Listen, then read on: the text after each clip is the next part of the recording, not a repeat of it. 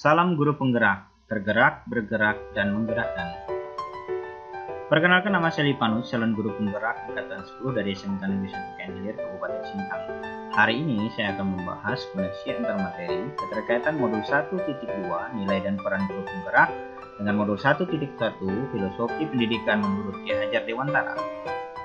Dalam pembahasan kali ini, saya menggunakan metode refleksi model 4P, yaitu peristiwa, perasaan, pembelajaran, dan penerapan. P yang pertama terkait dengan peristiwa, momen yang sangat penting bagi saya setelah mendalami dan memaknai kegiatan pembelajaran modul 1.1 dan modul 1.2 ialah pada modul 1.1 saya dapat memahami filosofi pemikiran menurut Ki Hajar Dewantara, di mana sebagai seorang guru saya harus bertindak sebagai among yang menuntun tumbuh kembang murid sesuai dengan kodrat alam dan kodrat zaman, yang selalu tetap menanamkan nilai budi pekerti dan menghamba pada murid. Sedangkan pada modul 1.2 sebagai seorang guru penggerak, saya harus mampu mengimplementasikan nilai-nilai dalam menjalankan peran sebagai pendidik sehingga dapat menggerakkan diri sendiri, sesama, dan komunitas praktisi di lingkungan sekolah, antar sekolah maupun masyarakat. Keterkaitan antara modul 1.1 dan modul 1.2 menurut filosofi Ki Hajar Dewantara tentang menuntun anak sesuai dengan kodrat alam dan kodrat zaman, serta menghamba pada anak sesuai dengan pemahaman saya. Hal tersebut relevan dengan nilai seorang guru penggerak yang berpihak pada murid dalam menjalankan peran sebagai pemimpin pembelajaran.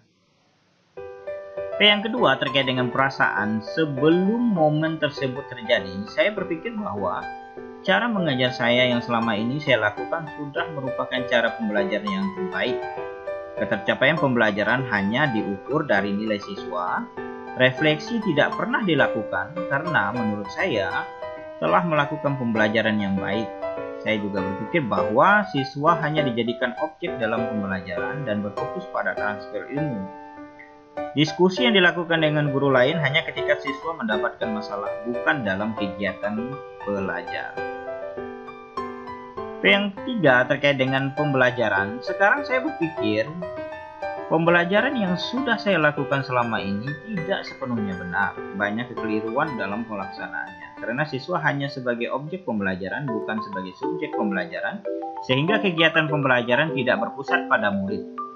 Penilaian tidak hanya diukur dari ranah kognitif saja, tetapi juga ranah afektif dan psikomotorik anak. Dan yang penting menuntun kodrat anak sesuai dengan bakat dan minatnya. Sebagai seorang guru, saya juga harus melakukan refleksi terhadap kegiatan pembelajaran agar dapat menjadi bahan evaluasi untuk perbaikan diri dan berkolaborasi dengan rekan sejawat. P yang keempat terkait dengan penerapan. Yang pertama, saya harus berpihak pada murid.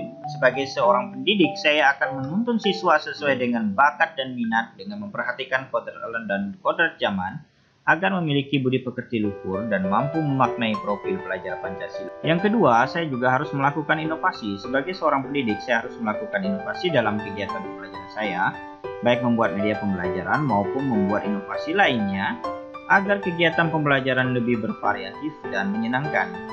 Ketiga, saya harus reflektif. Sebagai seorang pendidik, saya harus melakukan refleksi, membuka diri terhadap segala informasi, masukan dari rekan sejawat tentang kelebihan dan kelemahan saya, agar saya terus memperbaiki diri. Yang keempat, saya juga harus mandiri. Saya akan menjadi pendidik yang mandiri dengan memiliki motivasi dan keinginan yang kuat dalam diri untuk terus bergerak dalam meningkatkan kompetensi diri demi perbaikan pembelajaran dan pengembangan kompetensi diri. Dan yang terakhir, saya harus melakukan kolaboratif. Sebagai seorang guru, saya harus mampu berkolaborasi dengan semua pihak dalam menjalankan peran saya sebagai pemimpin pembelajaran. Saya juga harus mampu menggerakkan dan mendorong rekan sejawat terlibat dalam komunitas belajar internal agar tercapainya lingkungan pembelajaran di sekolah yang menyenangkan dan berpihak pada murid. Demikian yang bisa saya sampaikan. Jadilah guru penggerak yang bergerak, tergerak, dan menggerakkan.